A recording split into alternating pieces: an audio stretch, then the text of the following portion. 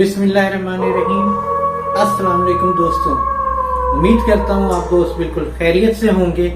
और अल्हम्दुलिल्लाह आप दोस्तों की दुआओं से मैं भी बिल्कुल खैरियत से हूँ। दोस्तों, वो कौन था कि एक नए एपिसोड के साथ आप दोस्तों की खिदमत में हाजिर हूँ। और सबसे पहले जिन दोस्तों ने अभी तक इस चैनल को अलीफ्लिक्स को सब्सक्राइब नहीं किया है, उन दोस्तों से इल्तमास है कि मेरे चैनल अलीफ्लिक्स को सब्सक्राइब कर लीजिए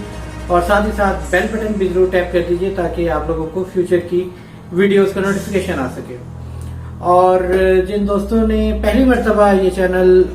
ज्वाइन किया है या पहली मर्तबा इस चैनल के ऊपर विजिट कर रहे हैं, देख रहे हैं, उन दोस्तों को बताता चलूं कि वो कौन था प्रोग्राम हर वेडनेसडे को शाम 8 बजे या रात 8 बजे कह लें, रात 8 बजे अलीफ्लिक्स के ऊपर आता है, ऑनलाइन होता है।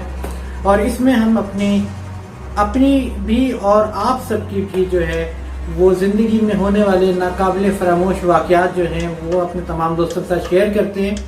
और जो दोस्त इस प्रोग्राम का पार्ट बनना चाहते हैं उन लोगों को मैं बताता चलूं कि इस वक्त आप लोगों की स्क्रीन के ऊपर एक ईमेल एड्रेस शो हो रहा है और इस ईमेल एड्रेस के ऊपर आप लोग भी अपनी ईमेल, अपनी जिंदगी के नाकाबिले फरामोश वाकयात और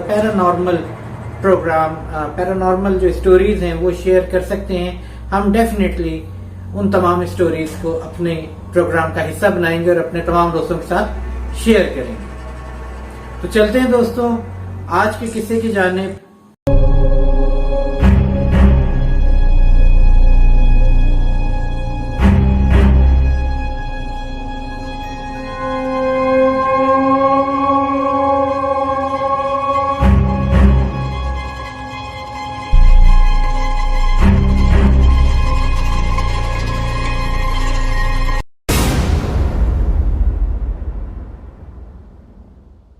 जी दोस्तों, तो आज का वाकया जो है ये एक हमारी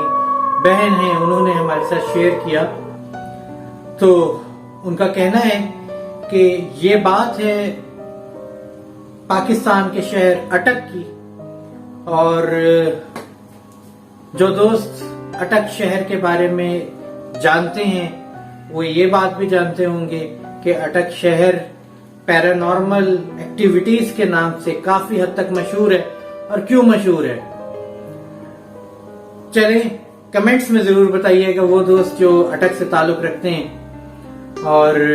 मैं भी बताता जाता हूं कि असल में अटक कहा जाता है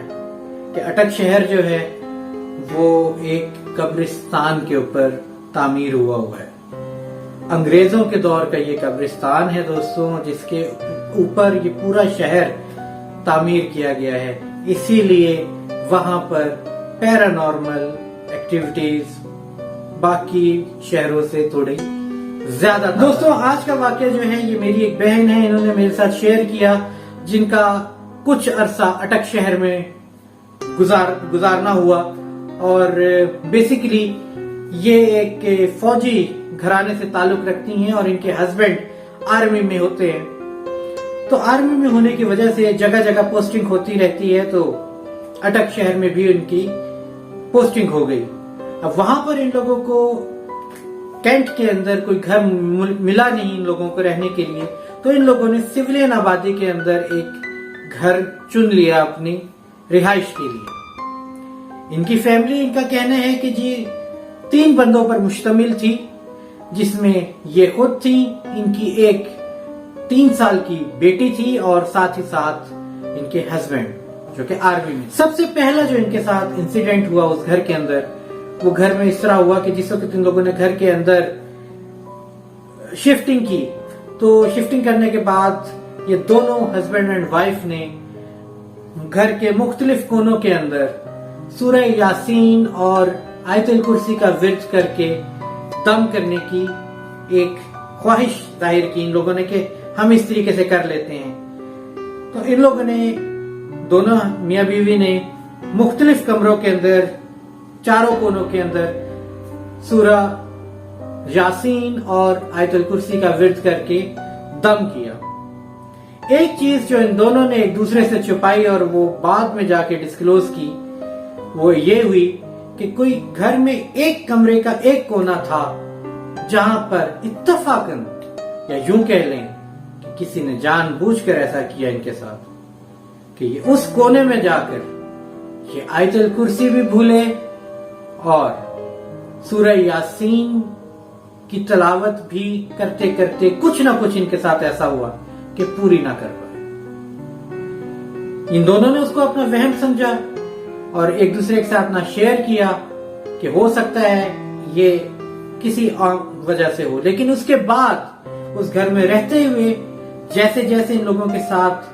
پیرانارمل واقعات ہونا شروع ہو گئے تو اس بیسس پر پھر ان لوگوں نے یہ چیز بھی آپس میں ڈسکلوز کی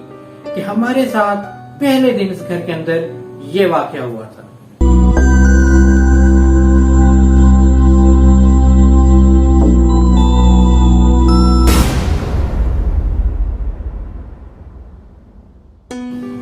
آگے کی جانب چلتے ہیں دوستوں۔ جو مین واقعہ ہے وہ کچھ اس طریقے سے ہوا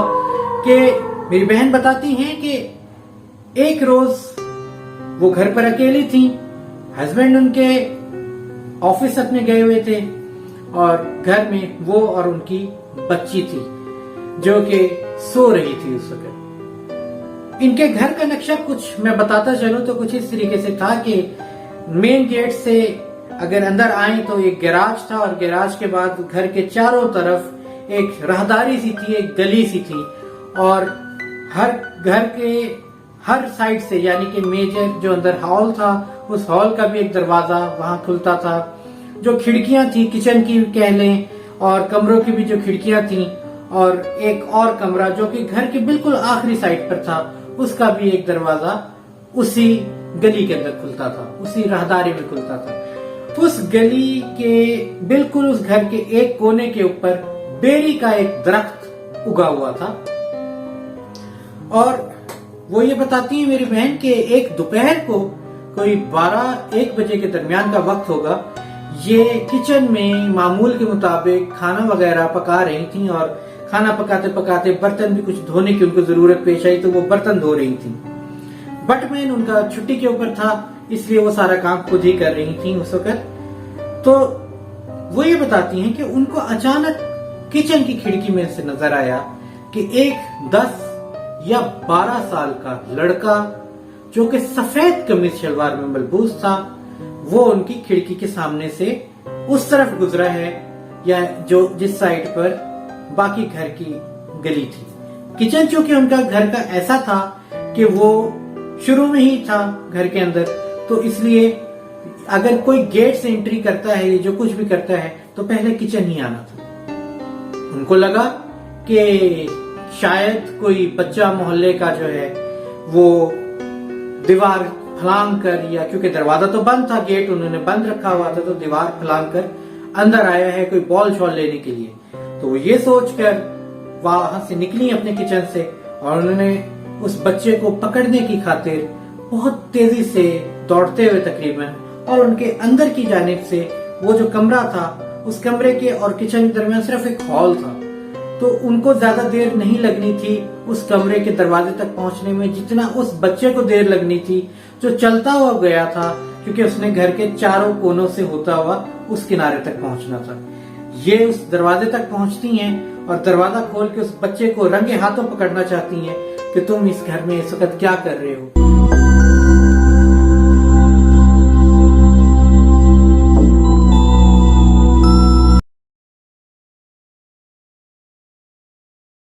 ان کو شدید جھٹکا لگتا ہے حیرانگی کا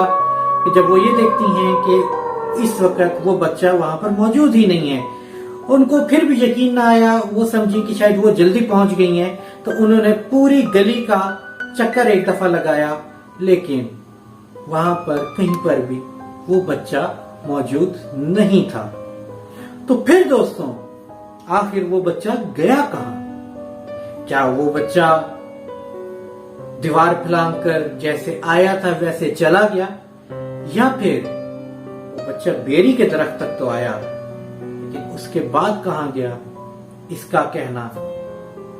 نہ ہم کچھ کہہ سکتے ہیں نہ ان بہن کو کچھ پتا تھا کہ وہ آخر بچہ زمین کھا گئی یا آسمان نکل گیا، آخر وہ غائب کہاں ہو گیا۔ دوستوں یہاں پر میں آپ لوگوں کو بتاتا چلوں کہ ان کے گھر کی جو دیواریں تھیں وہ بھی اتنی اونچی تھیں کہ باہر کی جانب سے اس کے اوپر کوئی چڑھ نہیں سکتا تھا. اس لیے جو چیز ہم اگر شک اس چیز کا ہمارے ذہن میں آتا ہے کہ کوئی باہر سے پھلانگ کر اس گھر میں کودا تھا تو وہ اس لیے غلط ثابت ہو جاتا ہے کیونکہ باہر کی جانب ان کے چاروں طرف میدان تھا اور وہ میدان ان کے گھر سے کوئی 6 سے 7 فٹ گہرا نیچے میدان تھا اور دیوار بھی کوئی ان کی 5 سے 6 فٹ اونچی تھی، یعنی کہ کوئی 12 سے 13 فٹ اونچی دیوار کوئی بھی بچہ جو کہ 10 سے 12 سال کا ہو، جس کا قد بھی اتنا زیادہ نہ ہو، کیسے پھلانگ سکتا ہے اور پلک جھپکنے میں واپس پھلانگ کر غائب بھی ہو سکتا ہے. دوستوں یہ تو آپ لوگ اپنے کمنٹس میں بتائیں گے کہ آپ لوگوں کو کیا لگتا ہے کہ آخر وہ کون تھا. میں یہاں پر تھوڑا سا اور آپ لوگوں کو ایک بات بتاتا چلوں کہ جو بیری کا درخت ہے دوستوں، اس بیری کے درخت کے بارے میں بھی مشہور ہے کہ اس درخت پر اکثر و بیشتر یہ اندیکھی مخلوقات رہتی ہیں اور ان کا پسندیدہ ٹھکانوں میں سے ایک ٹھکانہ بیری کا درخت ہے. پھر کیا وہ بچہ اس درخت سے ہی آیا تھا اور اس درخت پر ہی واپس چلا گیا؟ یہ یا تو وہ بچہ جانتا ہے یا پھر اللہ تعالی جانتا ہے.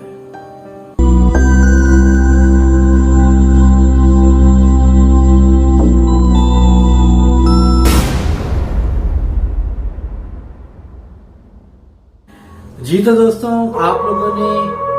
دیکھ لیا وہ کون تھا کہ آج کی ایپیسوڈ کو. تو آپ لوگوں نے ساری کہانی سن کر آپ لوگوں نے کیا اندازہ لگایا اور آپ لوگوں کا کیا کہنا ہے کہ آخر وہ کون تھا؟ دوستوں جاتے جاتے میں ایک بات دوبارہ آپ لوگوں کو یہ بتاتا چلوں کہ جن دوستوں نے اس پروگرام کا پارٹ بننا ہے، اپنی زندگی کے ناقابل فراموش واقعات کو اپنے دوستوں کے ساتھ شیئر کرنا چاہتے ہیں، ہمارے ساتھ شیئر کرنا چاہتے ہیں، تو ایک مرتبہ پھر آپ لوگوں کی سکرینز کے اوپر ای میل ایڈریس جو نظر آ رہا ہے، اس ای میل ایڈریس کے ذریعے آپ لوگ بھی بن سکتے ہیں ہمارے اس پروگرام وہ کون تھا کا حصہ، اپنی زندگی کے پیرانارمل اور ناقابل فراموش واقعات شیئر کر کے. دوستوں جانے سے پہلے میں آپ لوگوں سے اتنا ہی کہوں گا